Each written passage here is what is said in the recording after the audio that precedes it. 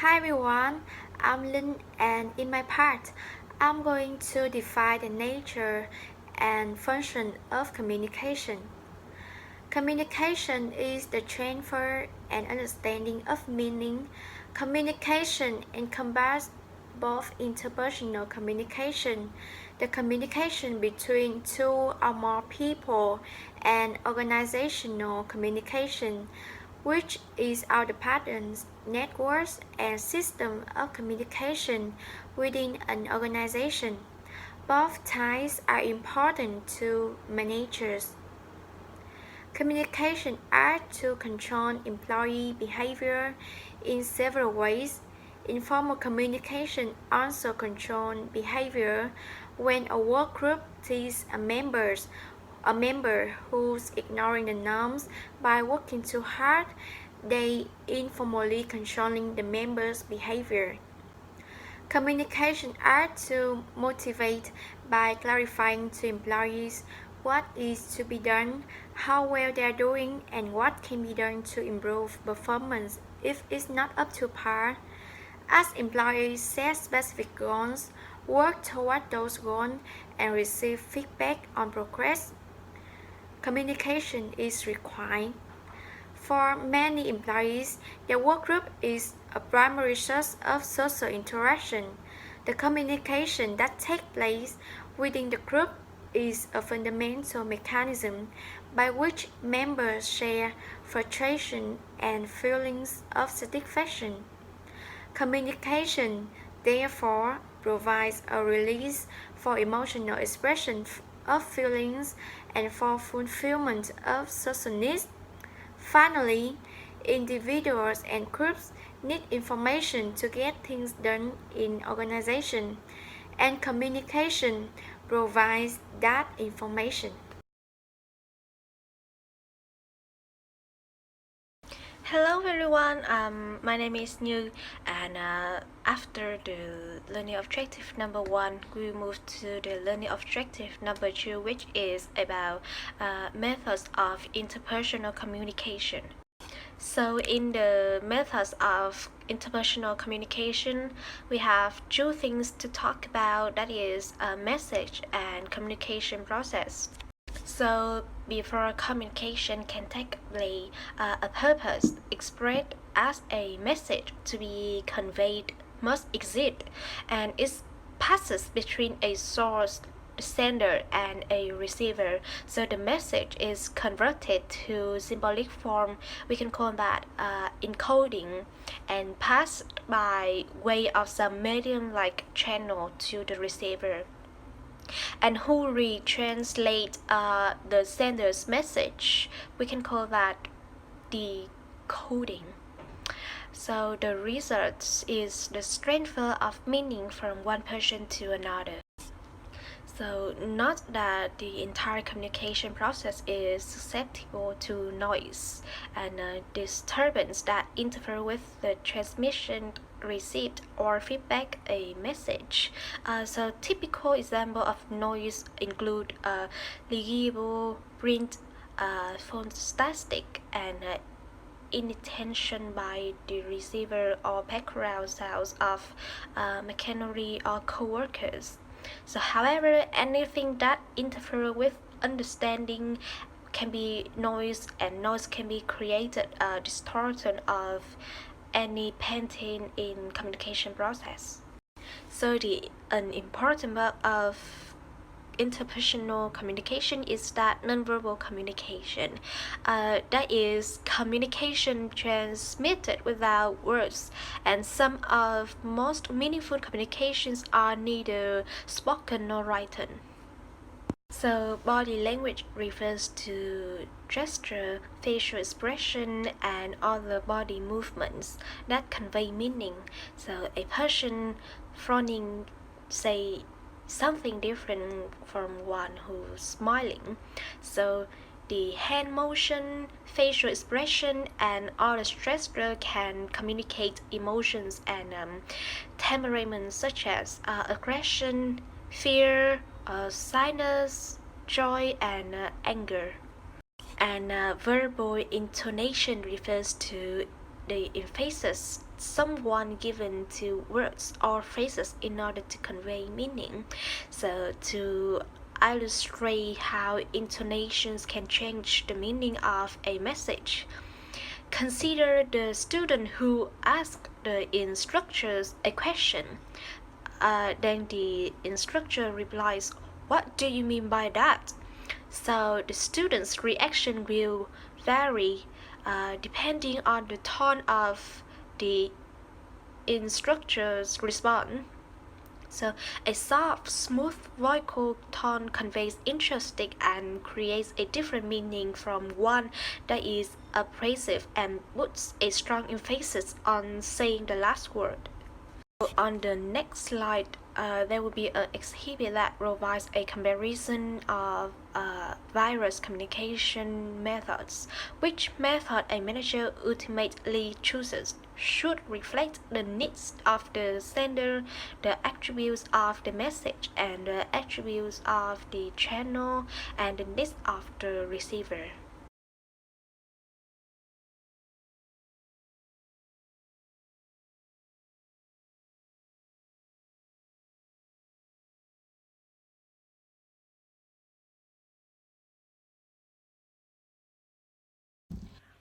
There are three kinds of communication in the workplace.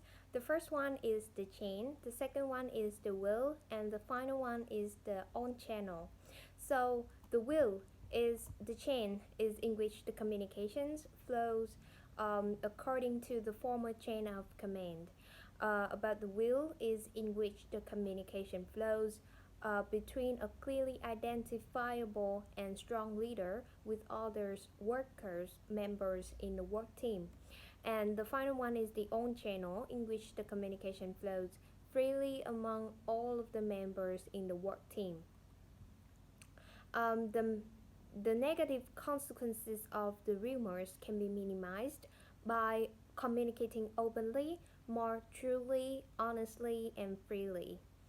The workplace design also affect the organizational communication. That design should support four types of employee work: the focused work, the collaboration, learning, and socialization.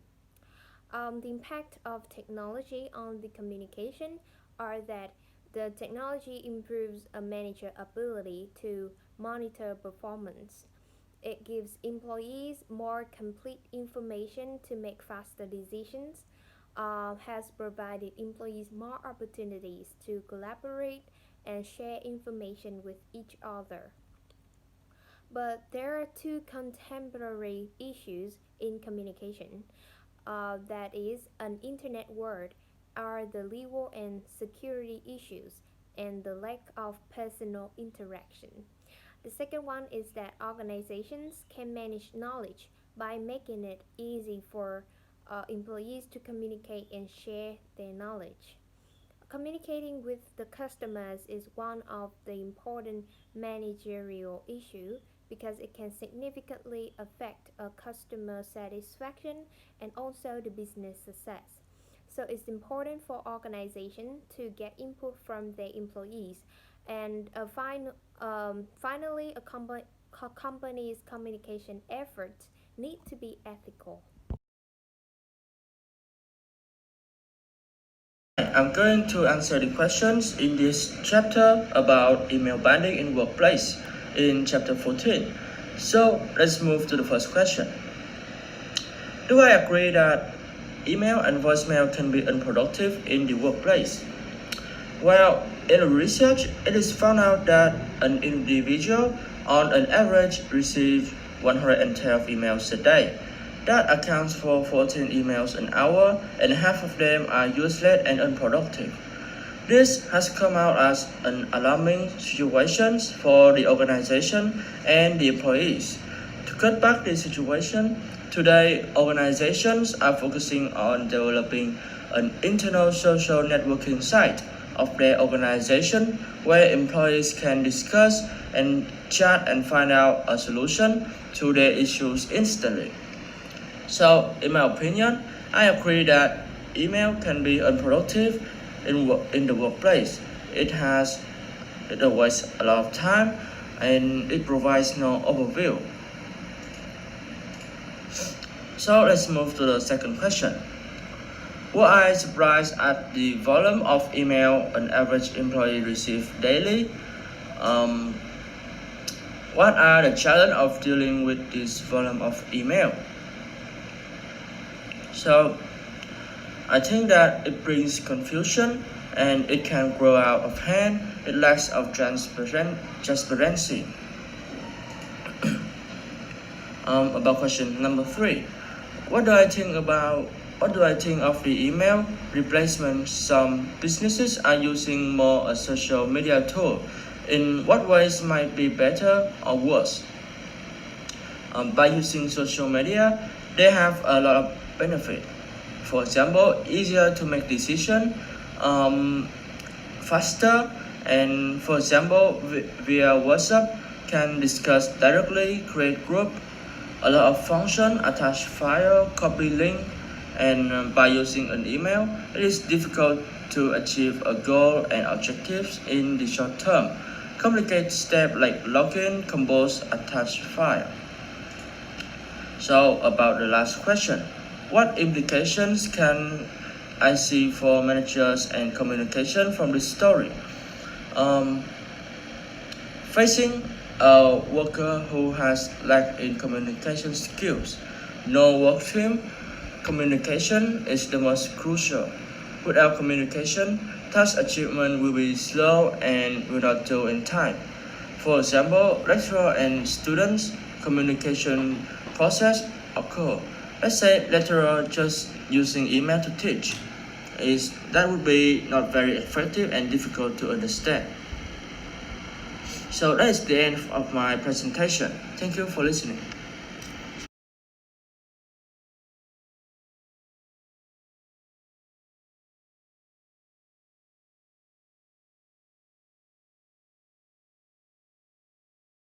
Now let's move to identify the focus and goals of individual behavior within organization. Organizational behavior focus on 3 major areas. First, organizational behavior look at individual behavior based predominantly on contribution from psychologists. This area includes such topics as attitudes, personality, perception, learning, and motivation. Second, organizational behavior is concerned with group behavior, which include norms, roles, team building, leadership, and conflict. Finally, organizational behavior also look at organizational aspects including structure, culture, and human resource policies and practices. The goals of organizational behavior are to explain, predict, and influence behavior. Managers need to be able to explain why employees engage in some behaviors rather than the others, predict how employees will respond to various actions and decisions, and influence how employees behave. What employee behaviors are we specifically concerned with explaining, predicting, and influencing?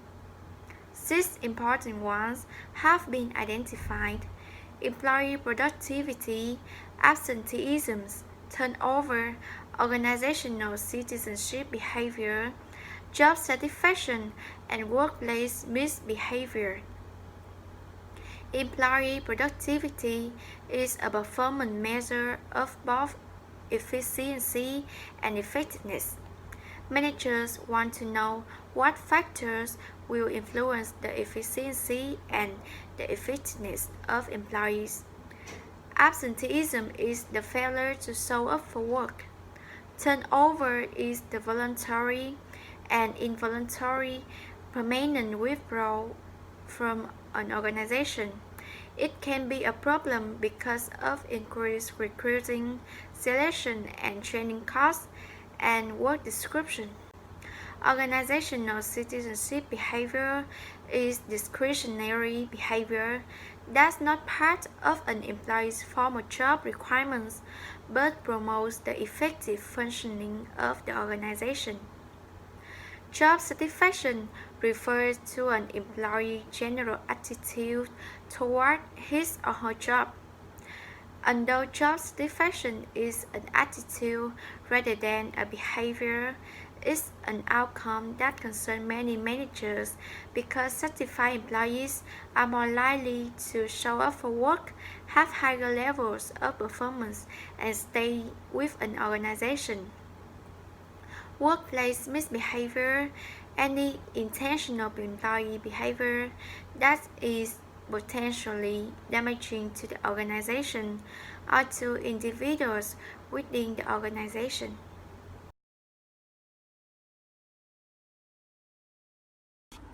And next, we'll talk about attitudes and job performance. So, attitudes are evaluative statements that is either favorable or unfavorable, and concerning objects, people, or events. So they reflect how an individual feels about something. So, like for example, when a person says that I like my job, that is, he or she is expressing about an attitude about work, and an attitude is made up of three components. That is, cognition, affect, and behavior. So the cognitive component of an attitude is related to the beliefs, opinions, knowledge, or information held by a person. For instance, the belief that discrimination is wrong. So the effective component of an attitude is the emotional or the feeling part of an attitude. So using an example that this component could be reflected by the statement, I don't like Pat because he discriminates against minorities. So finally, effect can lead to behavior outcomes. The behavioral component of an attitude refers to an intention to behave in a certain way towards someone or some things. So about job satisfaction, a person with the high level of job satisfaction has positive attitude towards his or her job, and a person who is dissatisfied has a negative attitude. So when people speak of employee attitudes, they usually are referring to job satisfaction. And job involvement is the degree to which an employee identifies with his or her job, actively participates in it, and considers his or her job performance to be important to his or her self-worth. Employees with a high level of jobs involvement strongly identify with and really care about the kind of work they do. So their positive attitude leads them to contribute in positive ways of their work. So the organizational commitment is the degree to which an employee identifies with a particular organization and its goals and wishes to maintain membership in that organization. So whereas job involvement is identifying with your job, organizational commitment is identifying with your employing organization. Although the commitment of an employee to an organization may not as important as it once was, research about received organizational support. So employees generally believe that their organization values their contribution and cares about their well-being. So shows that the commitment of the organization to the employee can be beneficial. So the high level of received organizational support lead to increased job satisfaction and lower turnover. Cognitive dissonance theory sought to explain the relationship between attitudes and behavior. Cognitive dissonance is any incompatibility or inconsistency between attitudes or between behavior and attitudes. So the theory argues that inconsistency is uncomfortable and that individuals will try to reduce the discomfort and thus the dissonance. So many organizations regularly survey their employees about their attitudes. So typically, attitude surveys present the employee with a set of statements or questions eliciting how they feel about their jobs, works groups, or supervisors or the organization. So ideally, the item will be designed to obtain the specific information that managers desire. An attitude score is achieved by summing up approaches to individual questionnaire items. So the score can then be averaged for work groups, departments, divisions, or the organization as a whole. So in the next slide, I will show you an example of an actual attitude survey.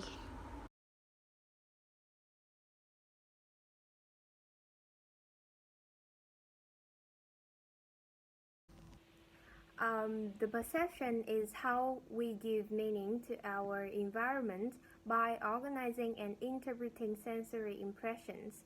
The fundamental attribution error is the tendency to underestimate the influence of external factors and overestimate the influence of internal factors. So, the self-serving bias is the tendency to attribute our own successes to internal factors and to put the blame for personal failure on external factors. The three shortcuts used in judging others are assumed similarity, stereotyping, and the halo effect. The learning theories and the relevance in shaping behavior. Operant conditioning argues that behavior is a function of consequences. The social learning theory says that individuals learn by observing what happens to other people. Managers can shape behavior by using positive reinforcement, negative reinforcement, punishment, and extinction. The contemporary issues in organizational behavior is the challenge of managing Gen Y workers is that they bring new attitudes to the workplace. Workplace misbehavior can be dealt with by recognizing and is there, carefully screening potential employees for possible negative tendencies, and by paying attention to employee attitudes. Yes, guys, I'm Nhi. Today I will talk about the case of chapter 15. The first question is, what's your impression of this employee-friendly culture? I like the employee-friendly culture. I have worked many jobs with very high turnover rates. I think the model could easily work for other organizations. It may not work for some because social culture, the product and service being made and provided, and the size of the company. I think they redefine the goals of some companies to focus more on employee first instead of profit to make it work. The second question, how my understanding of organizational behavior has CEO Jim Goodnight lead his company.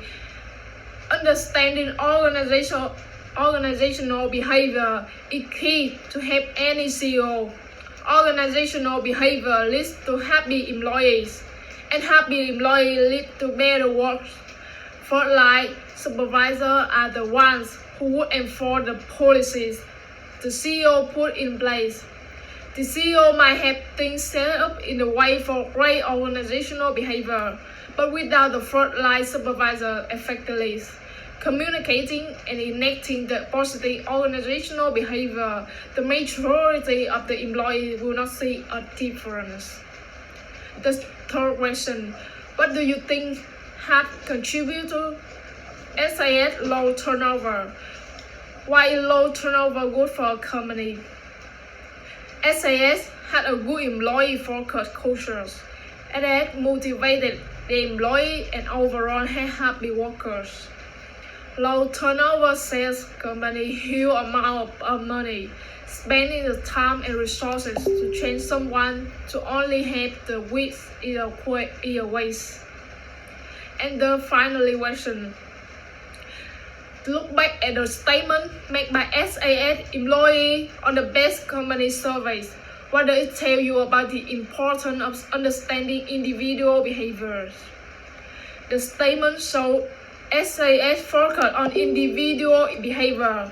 Understanding and caring for your employees is important if you want to keep your employees and avoid a high turnover rate.